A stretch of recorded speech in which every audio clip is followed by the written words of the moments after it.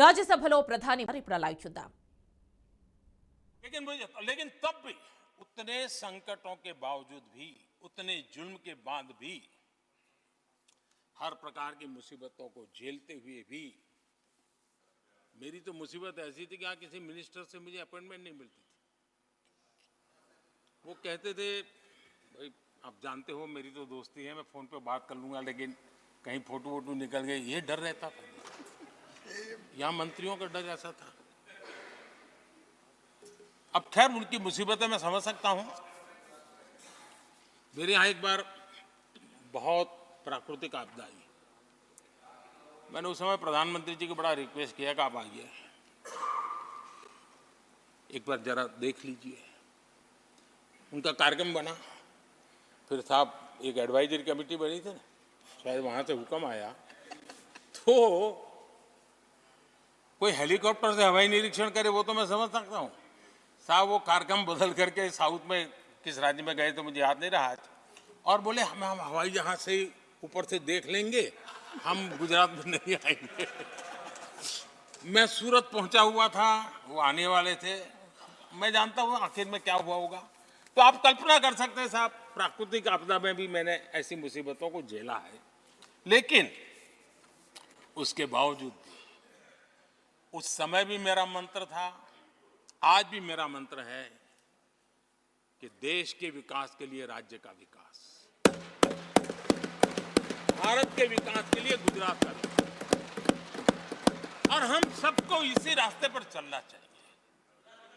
हम राज्यों का विकास से ही राष्ट्र का विकास कर पाएंगे. इस पे कोई विवाद नहीं हो सकता है, कोई विवाद नहीं हो सकता है. और मैं आपको विश्वास देता हूं सभापति जी, राज्य अगर एक कदम चलता है तो 2 कदम चलने की ताकत देने के लिए मैं तैयार हूं.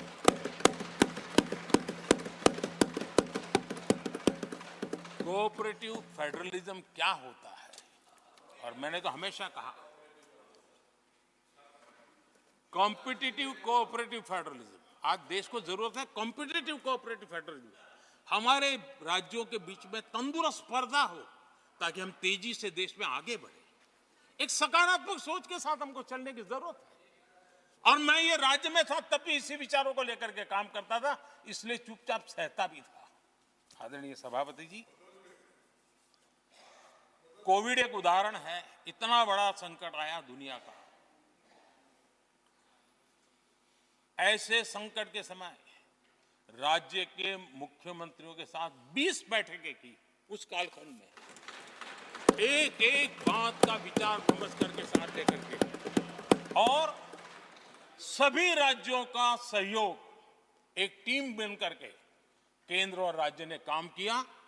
दुनिया जिस मुसीबत को झेल नहीं पाई, हम सब ने मिल करके, किसी एक को क्रेडिट मैं कभी नहीं दूंगा, सब ने मिल करके इस देश को बचाने के लिए जो हो सकता है, राज्यों को भी उसकी क्रेडिट लेने का पूरा अधिकार है. इस सोच में हमने काम किया. आदरणीय सभापति जी, G20 का आयोजन हम दिल्ली में कर सकते थे. हम दिल्ली में इन बड़े बड़े नेताओं के बीच रह करके सब कुछ क्या नहीं कर, पहले हुआ ही है. हमने ऐसा नहीं किया. हमने G20 का पूरा यश राज्यों को, दिल्ली में एक मीटिंग की तो राज्य में 200, एक एक राज्य को एक्सपोजर मिले दुनिया में. ये गलती से नहीं हुआ, योजना के तरीके से हुआ है. मेरे लिए किसकी सरकार है इसके आधार पर मैं देश नहीं चलाता. हम सब मिलकर के देश आगे बढ़ाना चाहते, इस भूमिका से काम किया है. आदरणीय सभापति, हमारे देश में विदेश के मेहमान आते थे तो मेरे आने के बाद आ रहे था, थोड़ा पहले भी आते थे. आज विदेशी मेहमान आते हैं तो मेरा आग्रह रहता है कि आपको एक दिन किसी राज्य में जाना चाहिए.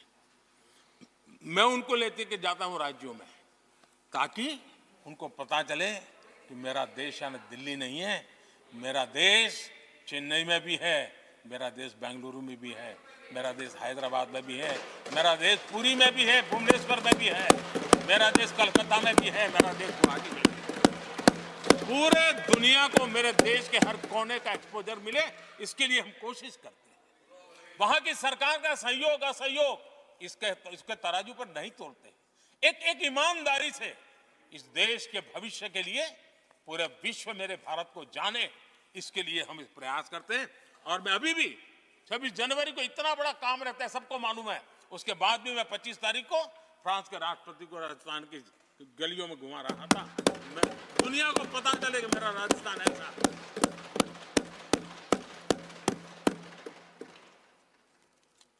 आदरणीय सभापति जी,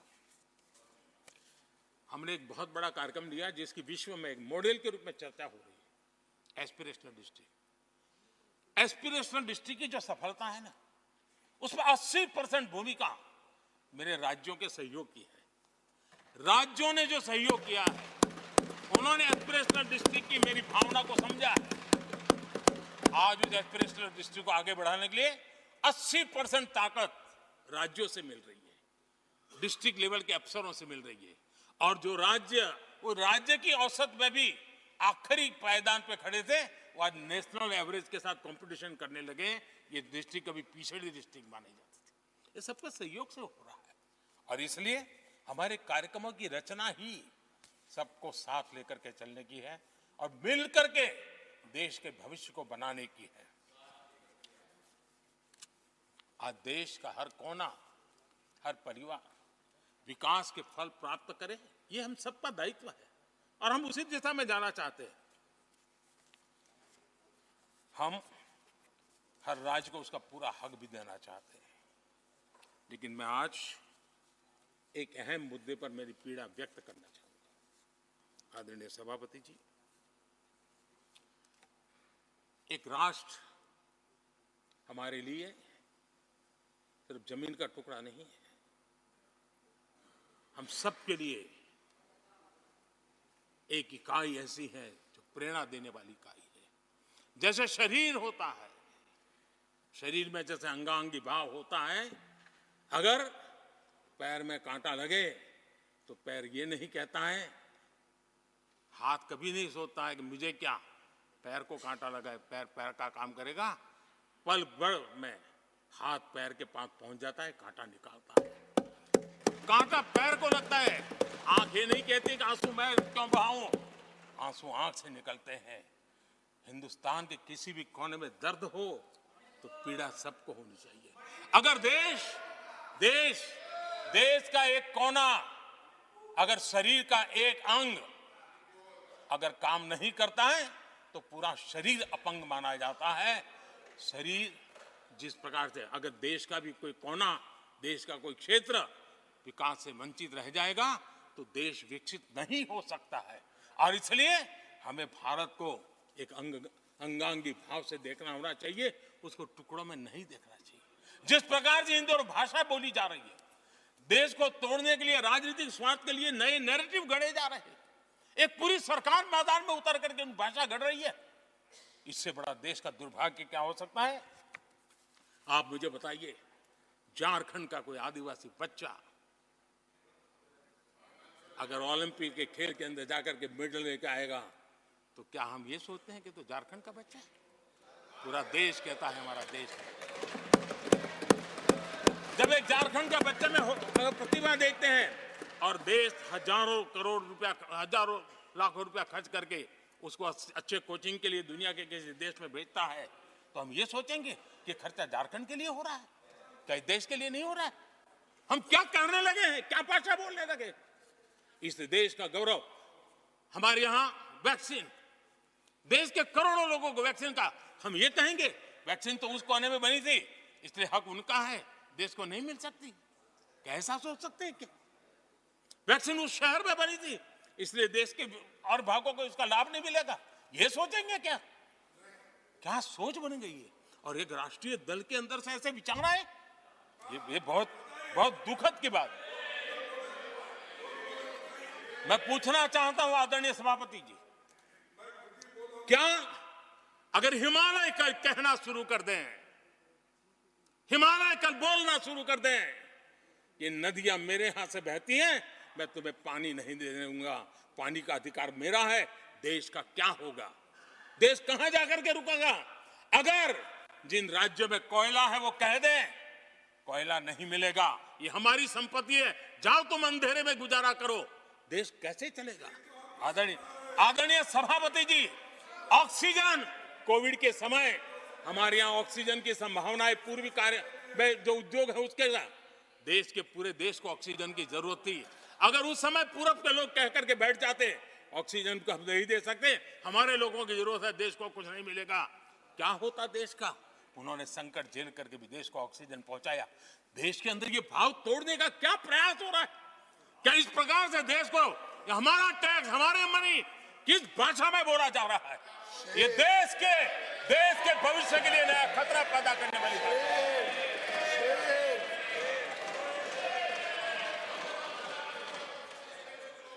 देश को तोड़ने के लिए नए नए नैरेटिव खोजना बंद कर दीजिए। देश को आगे बढ़ना है, देश को एक साथ लेकर के चलने का प्रयास कीजिए। आदरणीय सभापति जी, पिछले 10 वर्ष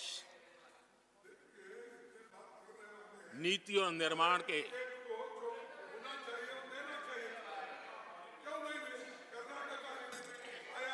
आदरणीय सभापति जी, आदरणीय सभापति जी, Nothing will go on record. No. आदरणीय सभापति जी, Take your seat. नीति और निर्माण This conduct doesn't suit your ये position. नए भारत की नई दिशा दिखाने के लिए Please take your seat.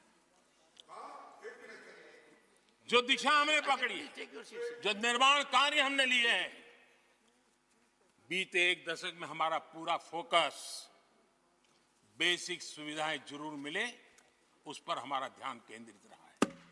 आदरणीय सभापति जी, हर परिवार का जीवन स्तर ऊपर उठे, उसके जीवन में ईज ऑफ लिविंग बढ़े। अब समय की मांग है, उसकी क्वालिटी ऑफ लाइफ में हम कैसे सुधार लाए। हम आने वाले दिनों में हमारी पूरी शक्ति, पूरा सामर्थ्य ईज ऑफ लिविंग से एक कदम आगे बढ़ करके क्वालिटी ऑफ लाइफ की तरफ हम बढ़ाना चाहते हैं, हम उसके लिए जाएंगे।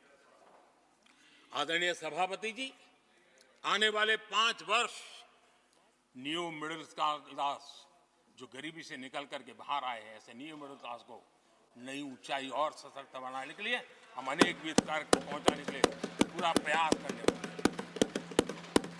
और इसलिए हमने सामाजिक न्याय का जो मोदी कवच दिया है ना, उस मोदी कवच को और मजबूत बनाने और ताकत देने वाले हैं।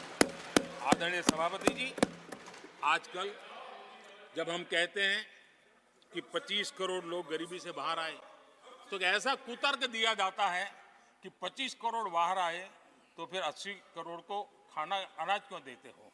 आदरणीय सभापति जी, हम जानते हैं कोई बीमार व्यक्ति हॉस्पिटल से बाहर आ जाए ना, तो भी डॉक्टर कहता है कुछ दिन इसको ऐसे ऐसे संभालिए, खाने में परहेजी रखिए, ढिकना करिए, फलाना करिए, ये कहना क्यों? कहीं दोबारा वहाँ मुसीबत में ना आ जाए। जो गरीबी से बाहर निकला है ना, उसको ज़्यादा संभालना चाहिए ताकि कोई ऐसा संकट आकर के फिर से गरीबी की तरफ लपक न जाए। और इसलिए उसको मजबूती देने का समय देना चाहिए। ये समय हमने गरीब को मजबूत, ताकि वो फिर से वो न्यू मिडिल क्लास फिर से वापस उस गर्त में डूब न जाए। हम 5 लाख रुपए आयुष्मान का देते हैं ना, उसके पीछे एक इरादा है, परिवार में एक बीमारी आ जाए ना, मध्यम वर्ग का आदमी भी गरीब बनने से देर नहीं लगती है।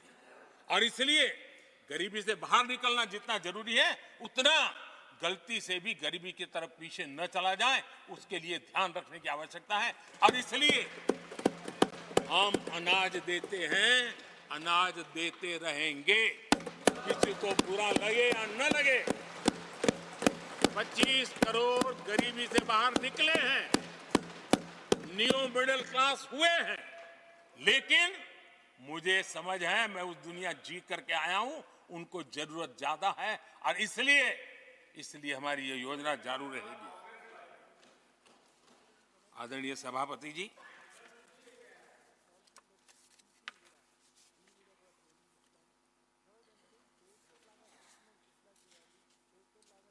देश जानता है आदरणीय सभापति जी, और इसीलिए मैंने गारंटी दी है। मेरी गारंटी है, गरीबों के 5 लाख रुपए तक की इलाज की सुविधा आगे भी मिलती रहेगी। मेरी गारंटी है, मोदी की गारंटी है, 80% डिस्काउंट से जो दवाइयां मिल रही हैं, जिसका लाभ मध्यम वर्ग गरीब को मिल रहा है, वो मिलता रहेगा। आदरणीय सभापति जी, मोदी की गारंटी है कि किसानों को जो सम्मान निधि मिल रही है, वो सम्मान निधि चालू रहेगी ताकि विकास की यात्रा में वो ताकत के साथ जुड़ जाए। आदरणीय सभापति जी, गरीबों को पक्के घर देने का मेरा अभियान है। अगर परिवार बड़ा होता है, नया परिवार बनता है, पक्के घर देने का मेरा कार्यक्रम जारी रहेगा। नल से जल योजना मेरा पक्का इरादा है और मेरा पक्की गारंटी है कि नल से जल, हम नए शौचालय बनाने की जरूरत पड़ेगी, मेरा पक्की गारंटी है, हम जारी रखेंगे। ये काम सारे तेजी से चलेंगे क्योंकि विकास का जो रास्ता, विकास की जो दिशा हमने पकड़ी है, इसको हम किसी भी हालत में जरा भी धीमी नहीं होने देना चाहते। आदरणीय सभापति जी, हमारी सरकार का तीसरा टर्म दूर नहीं है।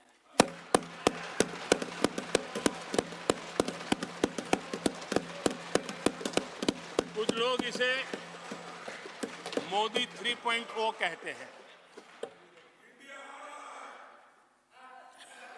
मोदी 3.0 विकसित भारत की नींव को मजबूत करने के लिए पूरी शक्ति लगा देंगे। आदरणीय सभापति जी, अगले 5 साल में भारत में डॉक्टरी की संख्या पहले की तुलना में अनेक गुना बढ़ेगी। मेडिकल कॉलेजों की संख्या बढ़ेगी।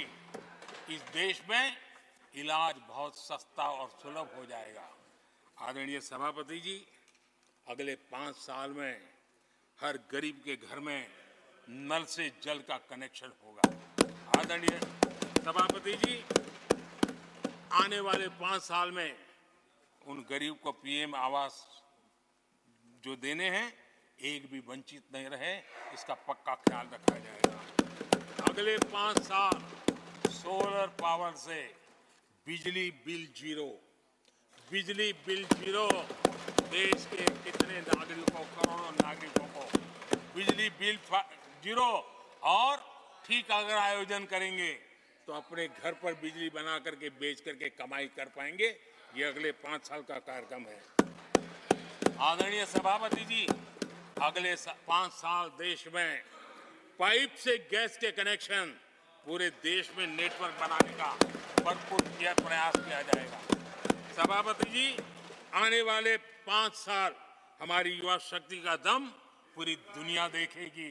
आप देखना आदरणीय सभापति जी, हमारे युवा स्टार्टअप्स, युवाओं के यूनिकॉर्न, इसकी संख्या लाखों में होने वाली है। और इतना ही नहीं, टियर 2, टियर 3 सिटी नए स्टार्टअप से उसकी एक नई पहचान के साथ उभरने वाला है। ये मैं 5 साल का चित्र मेरे सामने देख रहा हूं। आदरणीय सभापति जी, रिसर्च फंडिंग, उसकी वृद्धि का प्रभाव आप देखना, पिछले 7 दशक में जितने पेटेंट नहीं हुए हैं, उतने रिकॉर्ड पेटेंट फाइल होने का दिन आने वाले 5 साल में मैं देख रहा हूं। आदरणीय सभापति जी, आज मेरे मध्यम वर्ग के लाखों बच्चे विदेशों में पढ़ने के लिए चले जाते हैं।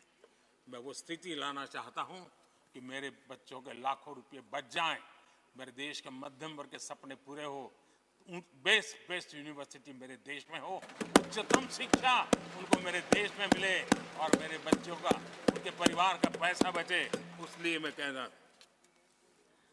आदरणीय सभापति जी, आने वाले 5 साल आप देख रहा, कोई भी इंटरनेशनल खेल की कंपटीशन ऐसी नहीं होगी जिसमें भारत का झंडे हर जगह पर न फहरे। मैं देखने वाला हूं 5 साल खेल जगत के अंदर दुनिया में भारत के युवा की शक्ति की पहचान देने। आदरणीय सभापति जी, आने वाले 5 साल में भारत का पब्लिक ट्रांसपोर्ट पूरी तरह ट्रांसफॉर्म होने वाला है। अगले 5 साल में गरीब और मिडिल क्लास को तेल और शानदार यात्रा की सुविधाएं बहुत आसानी से मिलने वाली है, तेज मिलने वाली है, पूरी ताकत से व्यवस्था होने वाली है। अगले 5 साल में देश बुलेट ट्रेन भी देखेगा और देश ट्रेन वंदे भारत ट्रेन का विस्तार भी देखेगा। आदरणीय सभापति जी, अगले 5 साल में आत्मनिर्भर भारत का अभियान नई ऊंचाई पर होगा। देश हर क्षेत्र में आत्मनिर्भर होता नजर आएगा।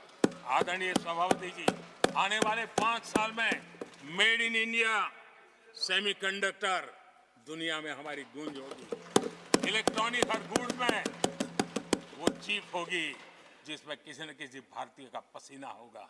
आदरणीय साहब, दुनिया के इलेक्ट्रॉनिक बाजार में एक नई गति का सामर्थ्य आने वाले 5 साल में देश देखेगा। आदरणीय सभापति जी, आज देश लाखों करोड़ रुपए का तेल इंपोर्ट करता है। अपनी ऊर्जा जरूरतों के लिए हम ज्यादा से ज्यादा आत्मनिर्भर बनने की दिशा में काम करेंगे और मुझे विश्वास है हम ऊर्जा जरूरतों पर जो डिपेंडेंसी है वो कम करने में सफल होंगे। इसे इतना ही नहीं, आदरणीय सभापति जी, ग्रीन हाइड्रोजन अभियान हम दुनिया के बाजार को लालायित करने की दिशा में आगे बढ़ रहे हैं। हमारा ग्रीन हाइड्रोजन ऊर्जा जरूरतों को पूरा करने का सामर्थ्य रहेगा। इथेनॉल की दुनिया में हम तेजी से आगे बढ़ रहे हैं। हम 20% का लक्ष्य प्राप्त करके हमारे लोगों को ट्रांसपोर्टेशन में सस्ता मिले, इसकी व्यवस्था होगी। आदरणीय सभापति जी, जब मैं 20% इथेनॉल की बात करता हूं, उसका सीधा लाभ मेरे देश के किसानों को होने वाला है। किसानों की नई मजबूती मिलने वाली है। देश के हजारों करोड़ रुपए आज खाद्य तेल, हम कृषि प्रधान देश तो कहते हैं, लेकिन आज भी हजारों करोड़ रुपयों का खाने का तेल हमें बाहर से लाना पड़ रहा है। हमारे देश के किसानों पर मुझे भरोसा है और मुझे पक्का भी जो नीतियों को लेकर के हम चलते हैं, एडिबल ऑयल में मेरा देश बहुत एक आत्मनिर्भर 5 साल में हो जाएगा और जो पैसा बचेगा मेरे देश के किसान की जेब में जाएगा, जो आज विदेश के बाजार में जाता है। आदरणीय सभापति जी, केमिकल की खेती के कारण हमारी धरती माँ को बहुत नुकसान हो रहा है। आने वाले 5 साल में नेचुरल फार्मिंग की तरफ देश के किसानों को ले जाने में हम सफलतापूर्वक आगे बढ़ेंगे। एक नया जागृति का काम होगा, हमारी धरती माँ की भी सुरक्षा होगी। आदरणीय सभापति जी, नेचुरल फार्मिंग बढ़ने से दुनिया के बाजार में भी हमारे उत्पादों की ताकत बढ़ने वाली है। आदरणीय सभापति जी, यूएन के माध्यम से मैंने मिलेट का अभियान चलाया। श्री अन्न तक के रास्ते आज हमने उसकी पहचान दी है। मैं वो दिन दूर नहीं देखता हूं जबकि आने वाले 5 साल में दुनिया के बाजार में सुपर फूड के रूप में मेरे गांव के छोटे छोटे किसानों के द्वारा पैदा हुआ मिलेट, श्री अन्न, दुनिया के बाजार में प्रतिष्ठा होगी, सुपर फूड की प्रतिष्ठा होगी। आदरणीय सभापति जी, ड्रोन खेतों में एक नई किसानों की ताकत बन करके उभरने वाला है। 15,000 ड्रोन दीदी का कार्यक्रम ऑलरेडी हम लॉन्च कर चुके हैं।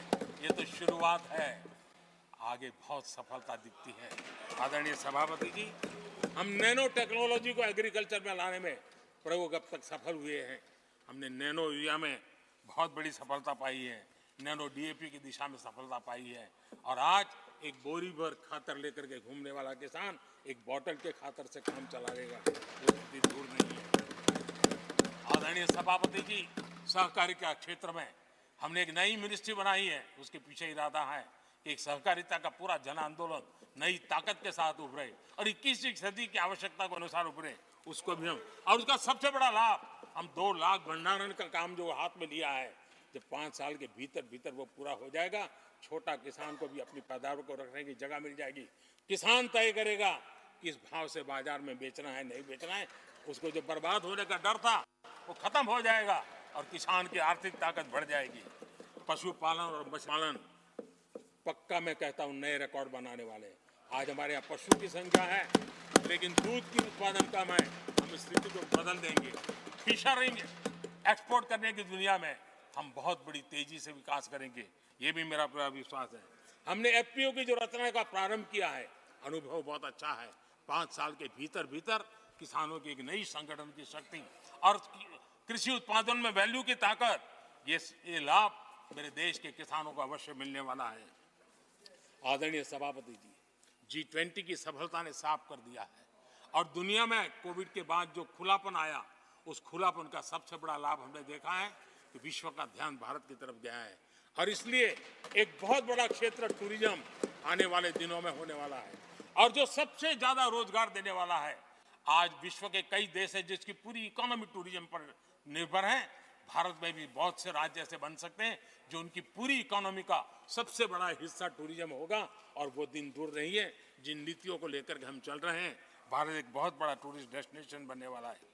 आदरणीय सभापति जी, जिसका हिसाब किताब पहले बहुत कम हुआ करता था, जिसकी बातें सुन करके हमारी मजाक उड़ाई जाती थी, जब मैं डिजिटल इंडिया की चर्चा करता था, जब मैं फिनटेक की चर्चा करता था, तब मैं जरा आउट ऑफ बॉक्स के बातें कर रहा हूं ऐसा लोगों को लगता था। आउटडेटेड सोच वालों के लिए सामर्थ्य का अभाव था। लेकिन मैं पूरा विश्वास से कहता हूं आदरणीय सभापति जी, आने वाले 5 वर्ष डिजिटल इकोनॉमी की दुनिया में भारत का डंका बजने वाला है। भारत एक नई शक्ति है और डिजिटल व्यवस्थाएं भारत के सामर्थ्य को बढ़ाने वाली है। विश्व मानता है कि एआई का सबसे ज्यादा उपयोग कोई करने का सामर्थ्य किसी देश, जिसकी गारंटी की ताकत देखी है, उसके विचारों के भी विश्वास करते हुए आगे बढ़ेगा। मैं फिर एक बार आदरणीय सभापति जी आपका हृदय से आभार व्यक्त करता हूं और आदरणीय राष्ट्रपति जी को मेरी तरफ से उनके व्याख्यान के लिए आदरपूर्वक अभिनंदन और आभार व्यक्त करते हुए मैं मेरी वाणी को विराम देता हूं। बहुत बहुत धन्यवाद।